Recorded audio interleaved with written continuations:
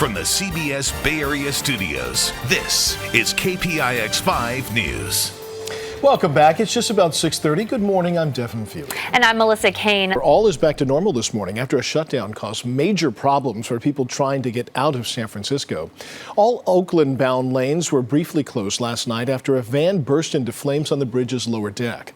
The gridlock continued well after those lanes were reopened. Traffic was backed up into downtown San Francisco.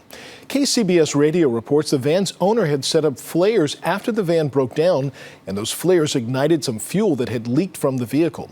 No injuries were reported. And while BART calls it the fleet of the future, but some operators say that the new train cars are potentially dangerous. They say passengers could get trapped inside the cars during emergencies, and their concern is with how some of the cars are configured. Certain cars have room for a train operator to sit in the middle of the train, and critics say that gives passengers only one unlocked exit door. When there's a pretty glaring safety issue involved, it's kind of hard to kind of be at ease when you're operating the new cars. Yusuf Nasir says passengers could get confused during emergencies or could get stuck on a car when trying to get away from an unruly passenger. BART did release a statement saying, quote, "The cars are safe and our current emergency procedures are safe. It's inaccurate to say that riders can be trapped or won't be able to exit a car, as there are many points of exits." House lawmakers are demanding documents from 4 big tech firms as part of an antitrust investigation. The Judiciary Committee wants to see emails and other communications from top executives at Amazon, Apple, Facebook, and Google. The companies have a deadline of October 14th to provide those documents. A letter yesterday from the committee says it is looking at competition problems in digital markets, whether dominant firms are engaging in anti-competitive conduct, and whether existing laws and policies are sufficient. The companies are promising to cooperate with that investigation. And Twitter's getting some heat for a new ad campaign on San Francisco's sidewalks. The city says it's illegal.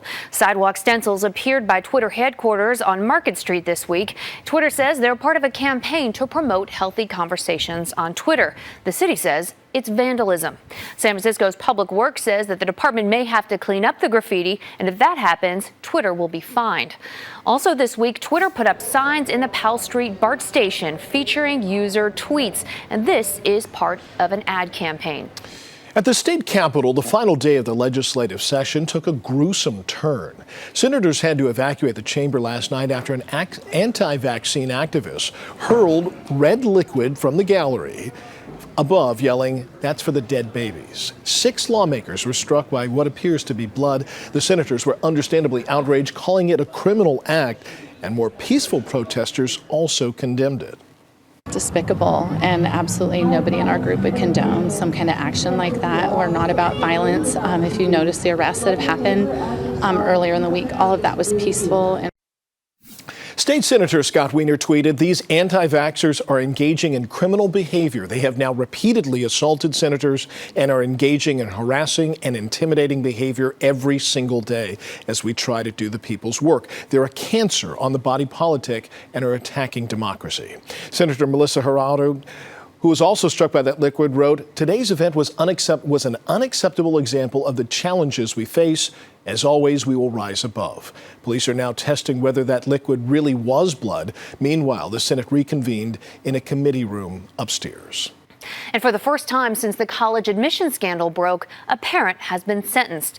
Actress Felicity Huffman will spend a short time in federal prison. Huffman was sentenced yesterday to 14 days in prison. She'll also have to pay a $30,000 fine, perform 250 hours of community service, and be on probation for a year. Prosecutors argued she should spend 30 days in prison for paying $15,000 to have her daughter's SAT answers corrected.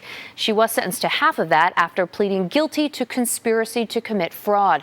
She has to report to prison by October 25th. Her attorneys have asked that she serve her time at an all-female federal prison in Dublin, California. It's a low-security facility, but the U.S. Bureau of Prisons will make the final decision. Dublin is almost a camp. It's not surrounded by razor wire or anything like that. It is a place where minimum security prisoners enjoy the luxury of being minimum security prisoners. They don't present a high risk of escape. Other notable women who have served time in that Dublin prison include newspaper heiress Patty Hearst and Hollywood madam Heidi Fleiss. As for the college admissions scandal, 14 other people have pled guilty but have yet to be sentenced. Another actress in the case, Lori Loughlin, has pleaded not guilty and rejected a plea deal. She was indicted on more serious charges of fraud and money laundering with a maximum potential sentence of 20 years in prison. She and her husband are charged with paying $500,000 to a college admissions consultant to have their daughters falsely designated as crew team recruits at the University of Southern California. The city of Hayward's new downtown library is set to open to the public. The 21st Century Library and Community Learning Center at C Street and Heritage Plaza is on the site of the old Main Library. Construction was financed through a sales tax increase passed by the city voters in 2014. A community open house is planned this morning at 10 o'clock. And the Berkeley Unified School District may turn to voters to help pay for teachers' raises. It's considering putting a special tax measure on the March or November 2020 ballot to raise the funds. Supporters say the money would help the district be competitive when it comes to hiring. The teachers' union contract expired last spring, and educators say they need higher wages than what's currently being offered. In Pleasant Hill, the search is on for this man caught on surveillance video suspected of trying to rob a bank. This happened Thursday shortly before 1 p.m. at the Chase Bank on Contra Costa Boulevard. A teller told police that the suspect entered the bank and passed a note demanding cash. When he didn't get what he wanted, he ran off. Here's a live look at San Francisco Airport, where federal regulators say a simple typo put more than 24 flights in potential danger. Runways 10L and 01L can be easily mixed up.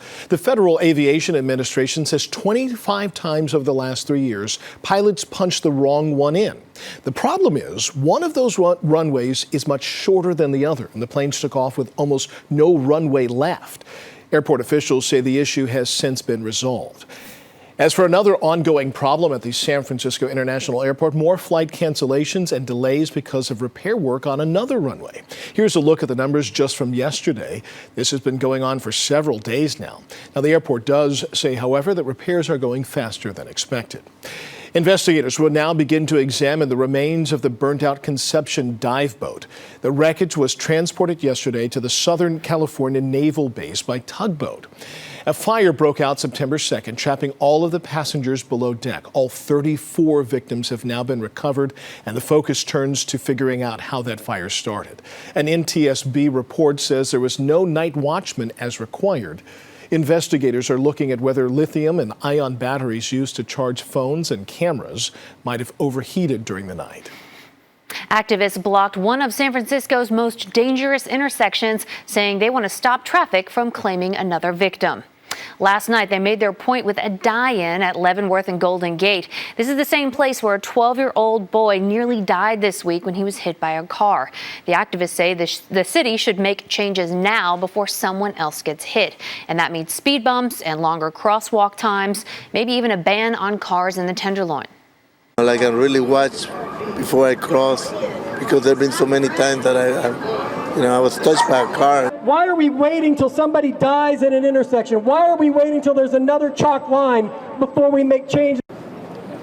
Safety advocates also want the SFPD to step up traffic enforcement. In San Francisco, 27 people, including 15 pedestrians, have been struck and killed by cars this year.